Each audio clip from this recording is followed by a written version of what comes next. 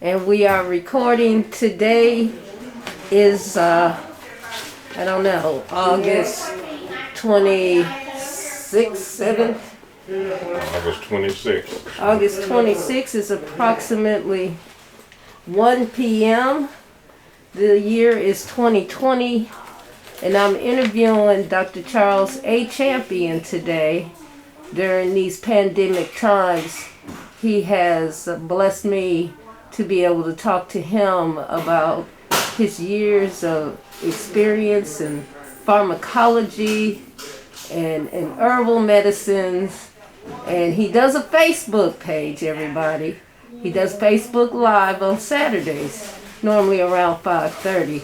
So be sure to look for Champion Pharmacy. That's Champions Pharmacy on Facebook. Dr. Champion, how are you doing today? I'm highly blessed. Amen, and highly favored. Amen. Yes. Let's have some Highly church. favored. Amen. Dr. Champion is a member of the Mount Olive CME Church. Is that cathedral? Is that correct, Doc? That is correct. Amen. Where the Pastor Lester Perrell is the presiding. Paris Lester is the presiding pastor. I love that man. He can preach some.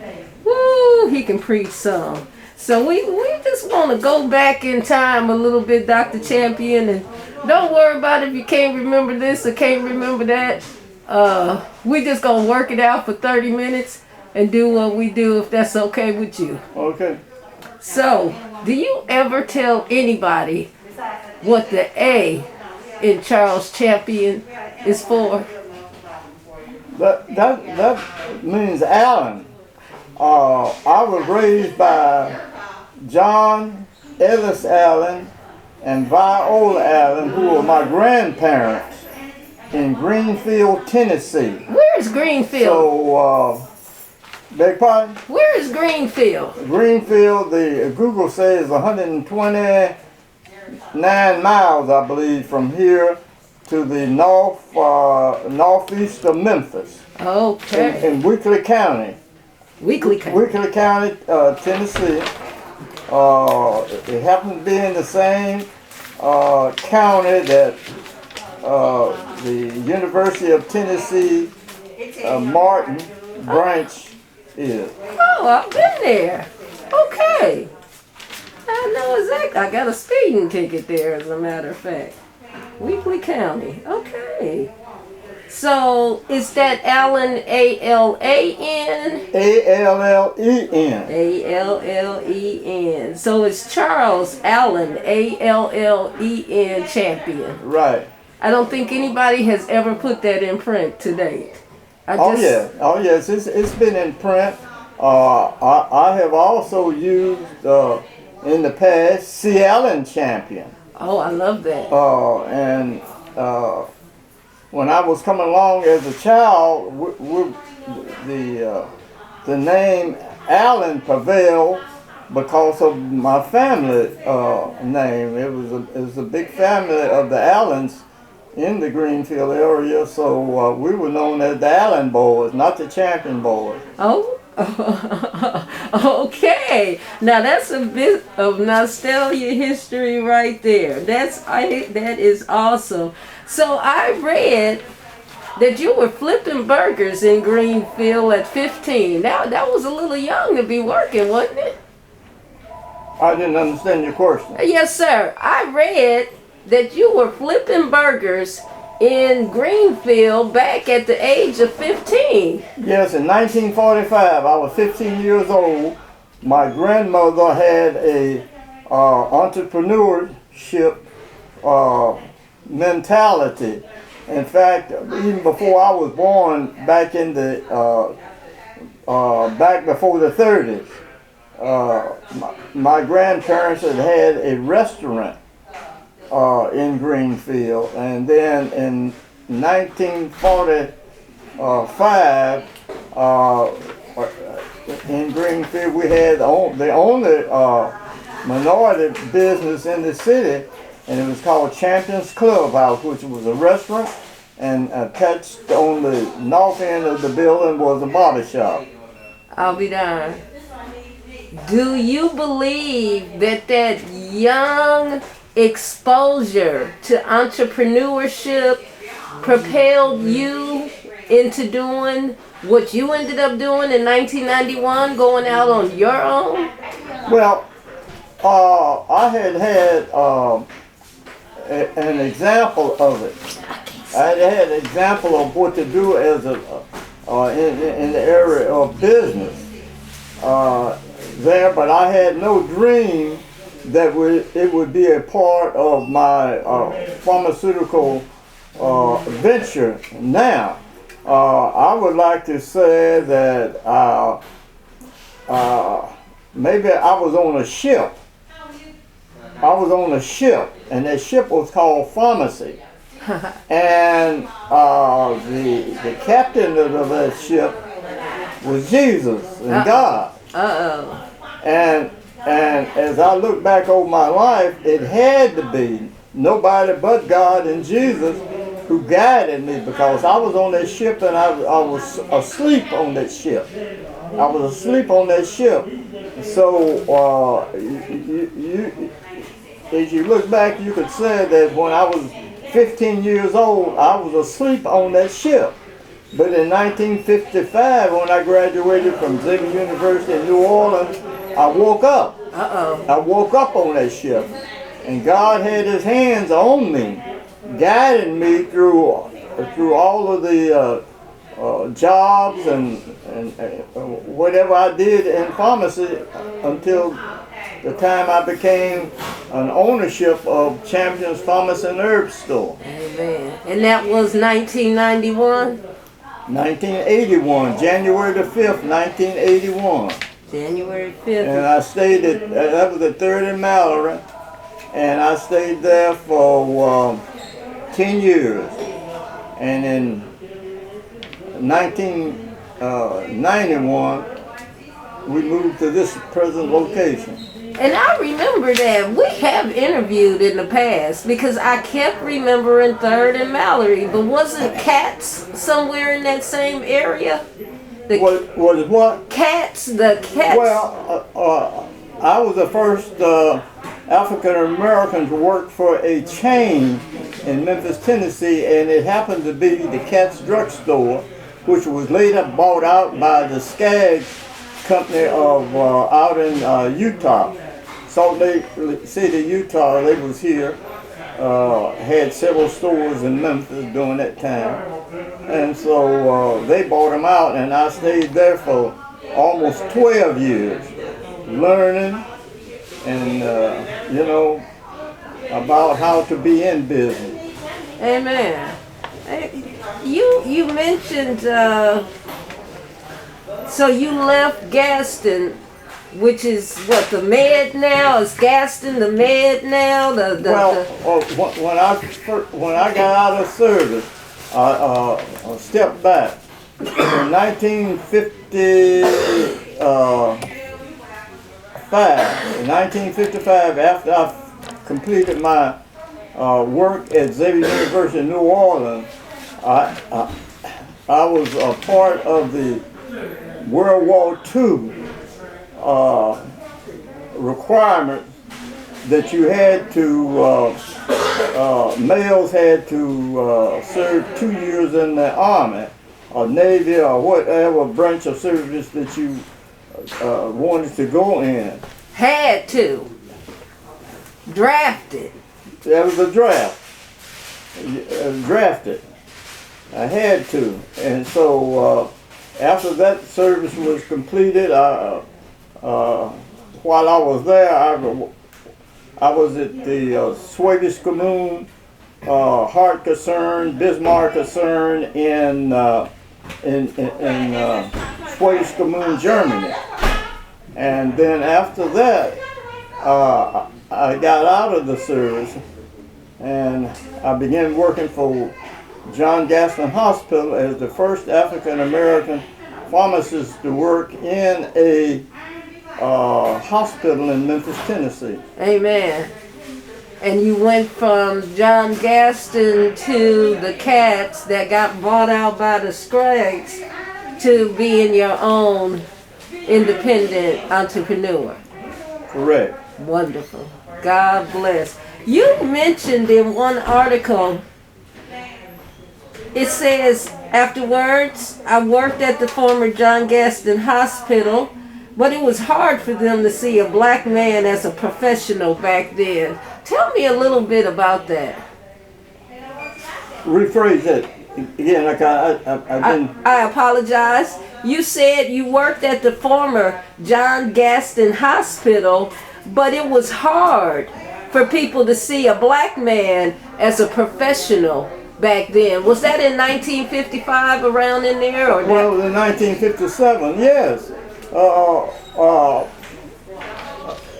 At John Gaston Hospital, although we had the E.H. Crump Hospital that was for predominantly African American patients,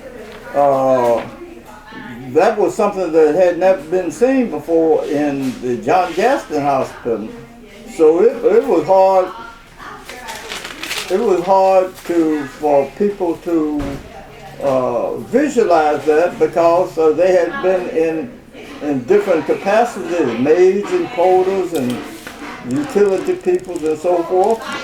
So I think it was refreshing. I would think it was refreshing for the public and the employees to see an African American in a professional position. Because you have to remember, in those days, you did not have any African American medical doctors at John Gaston Hospital. Wow. Wow. Amazing. Unbelievable. So basically you stayed there for about 12 years at Gaston, and then you worked another 12 years for the Katz and the Skaggs drugstore chain, being the first African American pharmacist to be hired by a chain store here in Memphis, Tennessee. Is that correct? That is correct. Wonderful.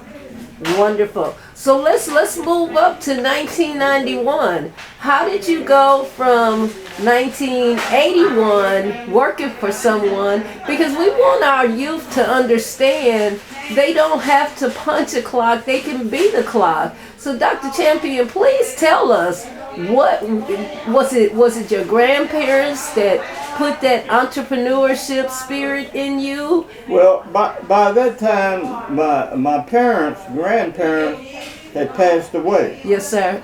So in 1981 to 91, when I first started my business, that was maybe a training, additional training in the area of retail pharmacy, plumbing. And I just continued on in trying to make it more effective. I came up with different concepts, some concepts that I was involved in that I may not have known at that time. And I'm telling you, most of the things that I have been involved in, when I say that God had his hands on me, Amen. due to the fact that the concepts and some of the training I got from reading magazines, keeping up with the profession, getting involved in the profession.